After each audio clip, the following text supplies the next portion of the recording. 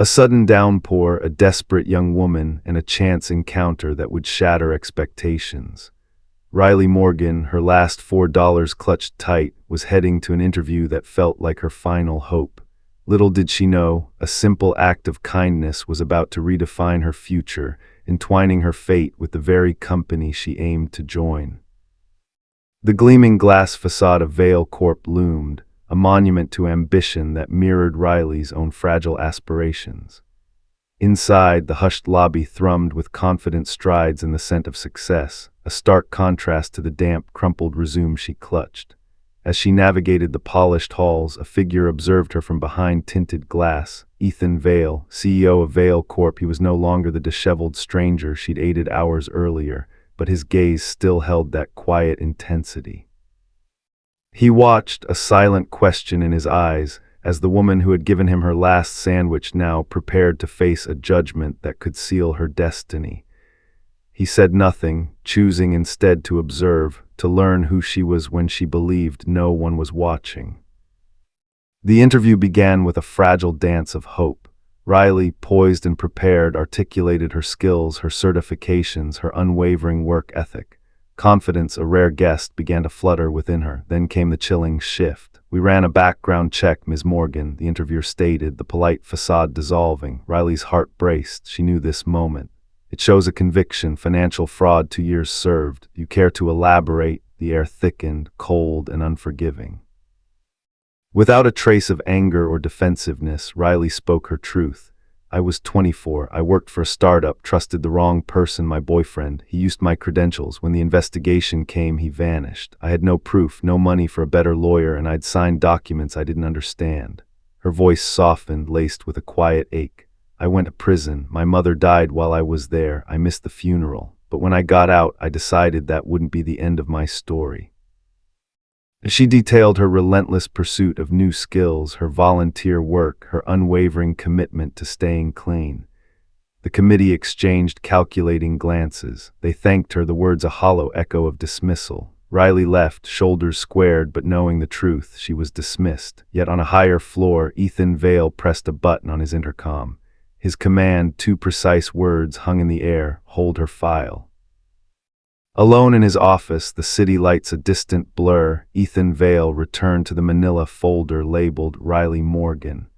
He replayed the interview footage, her unwavering gaze, her refusal to beg, her dignity in the face of judgment. With a sharp breath, he picked up the phone. "This is Ethan Vale," he stated, his voice devoid of his usual calm. "I need a full background verification on Riley Morgan, not just the conviction. I want the court transcripts, public defender notes, any open civil suits tied to the case." Hours later, the report arrived, revealing a truth far more disturbing than a simple conviction. Her former boyfriend, Shane Ramsey, had a history of financial crimes, all conveniently dropped due to lack of evidence. Riley's name was the only one on the signed authorizations. Her legal defense was virtually non-existent, her innocence never truly pursued. Ethan closed the folder, a slow exhale escaping him. He called his father, the man who had taught him that business wasn't just about profit, but about the people you build it with. "Dad," Ethan began, "I think I met one of those people, in the rain, holding a sandwich." A pause. Then the gentle hum of curiosity. "Tell me, Ethan."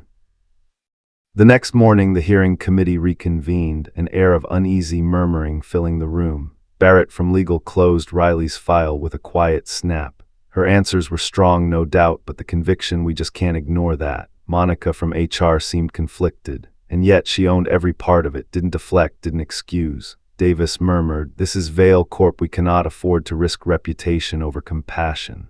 Just then, the door opened. Ethan Vale stepped in, his presence silencing the room. He wore no jacket, sleeves rolled, his gaze sharp and focused. In his hand, something small, worn, slightly damp at the edges. He walked to the center of the table and placed it down, a flattened, empty sandwich box, the deli label faint but visible. No one spoke. Ethan looked up, his voice quiet yet resonant. "Before you make any decision," he began, "let me tell you who Riley really is." The tension dissolved, replaced by rapt attention. 3 days ago, I slipped and fell outside a corner store. People passed. No one stopped except one person. He tapped the sandwich box. She came out of nowhere, helped me up without asking my name. She saw I'd lost my food, so she walked into that store, spent her last few dollars, and came back with this sandwich and a bottle of water. She handed them to me like it was the most natural thing in the world. Barrett interjected, cautious. "You're saying that was her?" Ethan nodded. "She didn't know I was CEO. She just saw someone who needed help, and she acted." Monica's eyes widened. When I asked her why she did it, she said, "I've been the one lying on the ground. I know how it feels." The words hung in the air, a profound echo. She didn't try to sell me a story. She didn't ask for anything in return, and she didn't know that act would bring her here. But I did, and I watched her in that interview room. I watched her own her past and carry it with dignity. Barrett, still cautious, pressed, "But Ethan, what about public perception, clients, investors?" Ethan turned to him, his voice firm. "Perception is built on precedent. We set it, we define it. We can be a company that shuts out people with scars, or we can be one that recognizes healing takes courage." He moved to the head of the table. "As of today, I'm launching the Second Chance Initiative, a hearing policy designed to evaluate people based not only on their past, but on what they've done to rise from it. Riley Morgan is the first, but not the last." Davis let out a low breath. "You're serious?" Ethan offered a thin smile. "Dead serious. If we can build rockets that land themselves, we can build a company culture that knows how to forgive." He turned toward the door. "She starts Monday. Make sure she has a desk and a chance."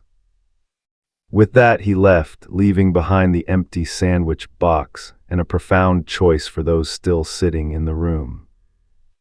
On her first day at Vale Corp, Riley stepped into the gleaming elevator, her new badge clipped neatly to her jacket.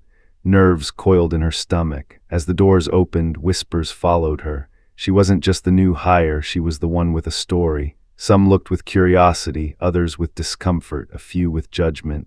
Riley kept her head down, worked diligently, and offered polite thanks. That afternoon, a small package arrived at her desk, a leather-bound journal embossed with the words "From Fall to Flight." A note tucked inside read, "Every comeback begins with one person who keeps walking. Welcome to your flight." There was no sender's name, but Riley smiled, a quiet invitation to begin again. A few days later, she was invited to a company mentorship lunch. She almost didn't go, but something urged her forward. The room was bright, casual, filled with senior employees and newer hires. Ethan stood at the back, observing. By the end of the session, Riley had names, offers for coffee, and a sticky note that simply said, "Glad you're here." A week after that, an unexpected email arrived from Monica, a senior HR lead who had become a quiet champion. Subject line, "Internal Culture Session. We'd love for you to speak." A workshop on resilience and company culture, with Riley Morgan listed as the keynote speaker. Her fingers hovered over decline. She'd never spoken in front of a large group, certainly not about something so personal. But then Ethan stopped by her desk. "You're doing good work," he said, his voice low and kind. He handed her a folded page from a small notebook. "Your voice is already louder than your past. Use it." That night, Riley said yes. The conference room filled quickly on the day of the event. Employees came early, some standing along the walls. It wasn't mandatory, not formal, but something people felt they needed to hear. Riley stood alone at the front, no podium, no slides, just her hands clasped. She didn't read notes, she didn't quote statistics, she told the truth. "There was a time, not long ago," she began, "when the only label people saw on me was ex-convict. No one asked why or how or who I was before or after." The room stilled. "I applied to dozens of jobs, got ignored by most, dismissed by the rest, and then someone saw me." Her gaze drifted, settling on Ethan, standing at the back, arms folded, watching. A soft smile touched her lips. "I'm not here because someone saved me," she said, her voice gaining strength. "I'm here because someone saw me and believed that people are more than their worst chapters." There was no applause, just a shared, profound silence. Then a single clap from a young intern, followed by a few more, then the entire room erupted, not out of politeness but in recognition. Afterward, people lined up to shake her hand, to share their own stories. Many had tears in their eyes, many simply nodded as if to say, "I see you." And somewhere behind the crowd, Ethan watched. He didn't need to step forward, he didn't need credit. He had already done the most powerful thing he could do. He had given her the floor. And now Riley stood on it, completely, firmly, and beautifully on her own. The office was hushed save for the faint hum of fluorescent lights and the occasional brush of wind against the tall windows. It was almost 11, the city outside Vale Corp's glass facade quieting into night. Inside, one light still burned softly, Riley's. She sat alone at her desk, papers spread out like a battle plan. Tomorrow she would present to a cross-department panel, pitching a proposal she had helped design from scratch. It was her first real chance to prove herself as a strategist, capable, prepared, essential. But her eyes were heavy. She rubbed her temples, blinking, willing herself to focus. 5 more minutes, she whispered, leaning her head on her folded arms. Just 5. She didn't feel herself slip into sleep. Ethan had returned to the office for a forgotten tablet, his evening run long with investor calls and documents. As he stepped onto the dimly lit work floor, he noticed the single glow. Curious, he walked quietly toward it and stopped. There at her desk was Riley, her head resting against a stack of notes, breathing softly, her body curled slightly under the fluorescent hush. Her brow still held a faint crease, as if she had fallen asleep mid-thought. He hesitated, then gently slipped off his coat and draped it over her shoulders. The fabric brushed her skin softly. She stirred, but did not wake. He looked around, then stepped into the break room. Minutes later, he returned with a paper cup of warm chamomile tea, setting it down beside her with quiet care. Then he sat in the chair across from her. In that moment, watching her sleep, calm, unguarded, he felt something unfamiliar, not pity, not admiration, but trust, as if something in her silence spoke to a part of him he had not heard in years. She shifted again, and slowly her eyes blinked open. For a moment, confusion. Then she saw the jacket, the tea. She sat up quickly. "Oh my God, I'm so sorry, I didn't mean to." Ethan lifted a hand. "It's all right, I didn't want to wake you, you looked like you needed it." She brushed a hand through her tousled hair, embarrassed. "I was just reviewing for tomorrow." "You've earned a rest," he said, smiling gently. "Come on, I'll drive you home." The car rolled through quiet city streets, jazz humming low from the stereo, a soft cinnamon cedar scent drifting from a diffuser. Riley sat with her hands in her lap, fighting the weight behind her eyes.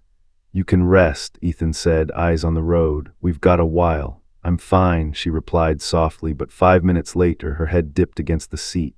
Sleep claimed her without a fight. Ethan glanced over. Streetlights glowed across her face in soft gold. A strand of hair had fallen across her cheek, fluttering slightly with each breath. His hand moved almost on its own, lifting gently, hesitating near her face. He didn't know why he did it, only that something in him longed to smooth that hair away. Not for appearance, not for comfort, but because somehow she had become someone he didn't want the world to bruise again. Just as his fingers neared her cheek, her eyes blinked open. They both froze. Riley sat up slowly. Ethan withdrew his hand, eyes forward again. "Sorry," he said, clearing his throat. "Your hair just got in your face." She looked at him, cheeks slightly pink. "Oh, right." She turned to face the window, but neither spoke again, and neither could quite ignore the thrum in their chests. When they reached her building, Ethan stepped out and opened her door. Riley stepped out slowly, the night air cool against her skin. She turned back to him, hesitating. "Thanks," she said, "for tonight, the tea, the coat, and everything." He smiled, his voice quiet. "You do the same." She nodded, then slipped inside. As the door closed behind her, Ethan stood on the sidewalk a moment longer, staring after the light behind her apartment window. In that still night, neither of them slept. 1 year later, Vale Corp looked different, not just in policy or performance, but in spirit. The walls felt warmer, the voices in the halls more sincere. And at the center of it all stood a woman once dismissed by the world, now standing in front of a national conference banner that read, "Faces of Cultural Transformation, Building Companies that Forgive and Flourish." Riley's photo was on every press handout, her name trending on professional forums. Articles called her the symbol of second chances, but for her, it was never about being the symbol, it was about being seen. She stood backstage, hands clasped lightly, heart beating fast as the host read her name. "And now please welcome the woman whose courage inspired one of the most progressive hearing movements in our industry, Riley Morgan." Applause thundered. Cameras flashed. Riley stepped onto the stage with quiet grace, her blonde hair catching the soft light like gold thread. She didn't read a script, she never did.